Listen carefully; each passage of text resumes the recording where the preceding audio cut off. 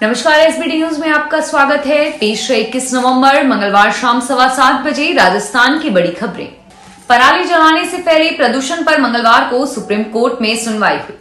इस मामले में जारी नोटिस पर पंजाब सरकार की तरफ से जवाब दायर किया गया है। पंजाब के अटॉर्नी जनरल ने कहा कि हम पराली में लगी आग को बुझा रहे हैं, लेकिन लोग इसके विरोध में सड़कों पर उतर रहे हैं। उन्होंने कहा कि हमने रिकॉर्ड एफआईआर दर्ज की है और 2 करोड़ जुर्माना वसूला है। फसल अवशेष की आग बुझाने के विरोध में लोगों को सड़कों पर उतरना एक समस्या है। हम आधी रात को भी आग बुझा रहे हैं। बीते दिनों सुप्रीम कोर्ट ने दिल्ली में बढ़ रहे प्रदूषण मामले की सुनवाई करते हुए पंजाब और हरियाणा सरकार की जमकर खिंचाई की थी। पीएम नरेंद्र मोदी ने आज राजस्थान में बारां के अंता और कोटा के दशहरा मैदान में जनसभा को संबोधित किया। उन्होंने कहा कि भाजपा की प्राथमिकता महिला सशक्तिकरण है और वहीं कांग्रेस की महिलाओं का अपमान और अत्याचार है। यहाँ के मुख्यमंत्री कहते हैं कि राजस्थान की महिलाएं रेप के झूठे आरोप लगाती है। मैं माताओं बहनों को पूछता हूं कि कोई बहन इस प्रकार की शिकायत करने के लिए खुले में आए, ये संभव है क्या? ये देश की माताओं बहनों पर राजस्थान सरकार का गंभीर आरोप है। माताओं बहनों के संस्कार पर उन्होंने कलंक लगाने की कोशिश की है। कांग्रेस के राष्ट्रीय अध्यक्ष मल्लिकार्जुन खड़गे ने राजस्थान कांग्रेस के प्रदेशाध्यक्ष गोविंद सिंह डोटासरा को अपने नाम से डोटासरा शब्द काम में नहीं लेने की नसीहत दी है। खड़गे ने डोटासरा से कहा है कि वे उनके नाम को सिर्फ गोविंद सिंह ही रखें, डोटासरा लगाने की जरूरत नहीं है। दरअसल ये दिलचस्प वाकया जयपुर स्थित प्रदेश कांग्रेस मुख्यालय में तब देखने को मिला जब खड़गे अन्य नेताओं के साथ यहां पार्टी का जन घोषणा पत्र लॉन्च कर रहे थे। सीएम का नाम लेने के बाद जैसे ही खड़गे ने प्रदेशाध्यक्ष गोविंद सिंह डोटासरा का नाम लेना चाहा तो वो अटक गए। गोविंद सिंह बोलने के बाद डोटासरा शब्द खड़गे से बोला नहीं गया।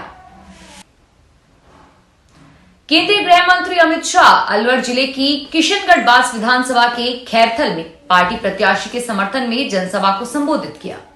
शाह ने कहा कि राजस्थान में यह जो चुनाव है, आप यह मत समझना कि वो हमारे 4 प्रत्याशियों को विधायक बनाने का सुझाव है। यह चुनाव आने वाले दिनों में वीर भूमि राजस्थान और भारत का भविष्य तय करने वाला चुनाव है। आपका एक वोट राजस्थान और भारत का भविष्य तय करने वाला है। आपका एक वोट आने वाले 2024 के चुनाव में मोदी जी को भारत का प्रधानमंत्री बनाना सुनिश्चित कर देगा। दिल्ली से बीजेपी के पूर्व सांसद रहे महेश गिरी के जैन मुनियों पर दिए गए बयान के बाद बीजेपी ने पूर्व सांसद से किनारा कर लिया है।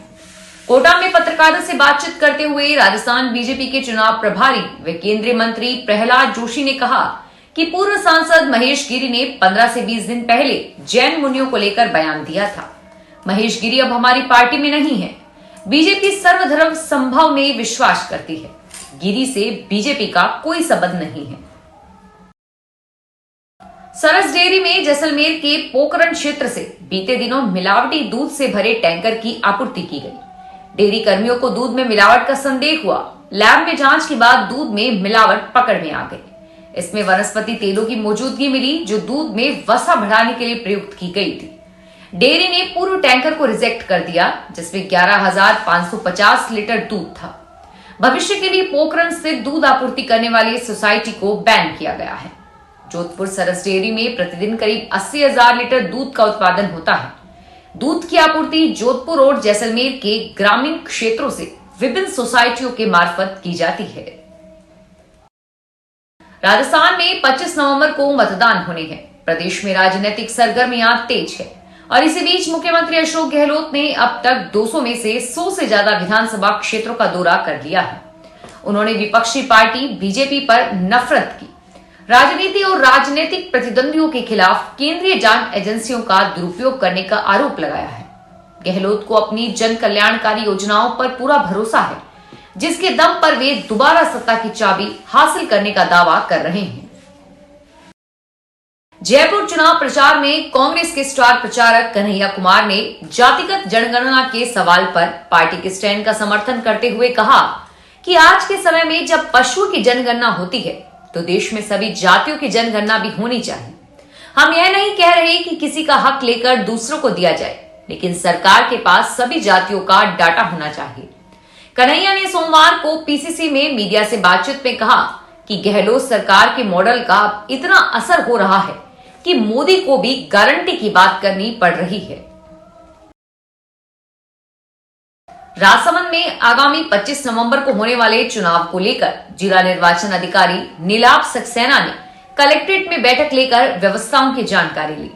इस दौरान जिला निर्वाचन अधिकारी मतदान दलों के रवाना होने से मतदान पूरा होने तक की व्यवस्थाओं को लेकर दिशा निर्देश दिए। इस दौरान राजसमंद जिला परिषद सीईओ राहुल जैन, उप जिला निर्वाचन अधिकारी नरेश बुनकर सहित सभी प्रकोष्ठकों के प्रभारी, सह प्रभारी मौजूद रहे। इस दौरान जिला निर्वाचन अधिकारी नीलाभ सक्सेना ने कहा कि अधिकारी अपना दायित्व गंभीरता से समझे, वो अपना मोबाइल ऑन रखें व कर्तव्य निर्वहन में लापरवाही न करें। विधानसभा चुनाव में सेवाएं देने वाले स्थानीय और बाहरी कार्मिकों को वोटिंग देने की सुविधा दी जा रही है।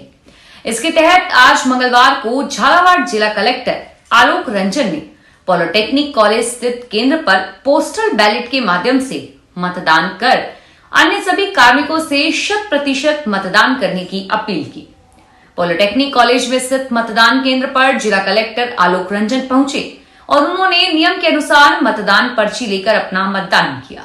इसके बाद उन्होंने मौजूद कार्मिकों से व्यवस्थाओं की जानकारी ली और उन्हें आवश्यक निर्देश भी दिए। बीकानेर में विधानसभा चुनाव के तहत पहली बार प्रारंभ की गई होम वोटिंग की प्रक्रिया जारी है। होम वोटिंग के पहले चरण की समाप्ति के बाद सोमवार से दूसरे चरण की होम वोटिंग प्रक्रिया प्रारंभ हुई। दूसरे चरण के पहले 15 बुजुर्ग व दिव्यांग मतदाताओं ने अपने मताधिकार का उपयोग किया। दूसरे चरण की मतदान प्रक्रिया मंगलवार तक होगी। होम वोटिंग के तहत जिले में 2102 बुजुर्ग व दिव्यांग मतदाता मतदान के लिए पात्र मतदाता हैं। जालोर में कांग्रेस के राष्ट्रीय सचिव राहुल गांधी की जनसभा से एक दिन पहले जिले में पार्टी के 3 कार्यकर्ताओं को निष्कासित किया गया है। अखिल भारतीय प्रदेश कांग्रेस कमेटी द्वारा जालोर पीसीसी सदस्य मंजू मेघवाल, जिला महासचिव रमेश मेघवाल और गोकुल राम मेघवाल को पार्टी विरोधी गतिविधियों में लिप्त पाए जाने पर आगामी 6 साल के लिए कांग्रेस की प्राथमिक सदस्यता से निलंबित किया गया है। कांग्रेस जिलाध्यक्ष भंवरलाल मेघवाल ने कहा कि विधानसभा चुनावों में पार्टी के अधिकृत प्रत्याशी के खिलाफ प्रचार करने पर राजस्थान प्रभारी सुखविंदर सिंह रंधावा के निर्देशानुसार सोमवार को यह कार्रवाई की गई। जोधपुर की 10 विधानसभा में से लूणी विधानसभा में सबसे ज्यादा वोटर्स हैं। अंग्रेज के आकार की इस विधानसभा के लगभग आधे वोटर्स ग्रामीण हैं और आधे शहरी। दोनों क्षेत्रों के वोटर्स की समस्या एक जैसी है। ग्रामीण वोटर्स सभी कार्यालय जोधपुर में होने से परेशान हैं। शहरी क्षेत्र के लोगों को शहरी सुविधा नहीं मिल पा रही है। ऐसे में ग्रामीण वोटर्स कहते हैं कि उनके गांव की पंचायती शहर से चल रही है। शहरी कहते हैं कि शहर में होकर भी नगर निगम की सुविधाएं नहीं मिल रही हैं। राजस्थान कांग्रेस के पूर्व प्रदेशाध्यक्ष सचिन पायलट भी लगातार प्रचार प्रसार कर रहे हैं और पार्टी की जीत के दावे कर रहे हैं। इसके साथ ही वो भाजपा पर लगातार निशाना साध रहे हैं। ऐसे में उन्होंने एक न्यूज चैनल को दिए इंटरव्यू में कहा कि राजस्थान में किसी भी कांग्रेस नेता के लिए मुख्यमंत्री बनना महत्वपूर्ण नहीं है। उनकी सर्वोच्च प्राथमिकता चुनाव जीतना है और पार्टी को चुनाव जिताना है। इसके साथ ही उन्होंने भाजपा पर भी निशाना साधा है। इसके साथ ही उन्होंने मुख्यमंत्री अशोक गहलोत की ओर से संयुक्त अभियान की कमी की बात को खारिज किया। फिलहाल इस बुलेटिन में इतना ही और फिर हाजिर होंगे तमाम बड़ी खबरों के साथ। धन्यवाद।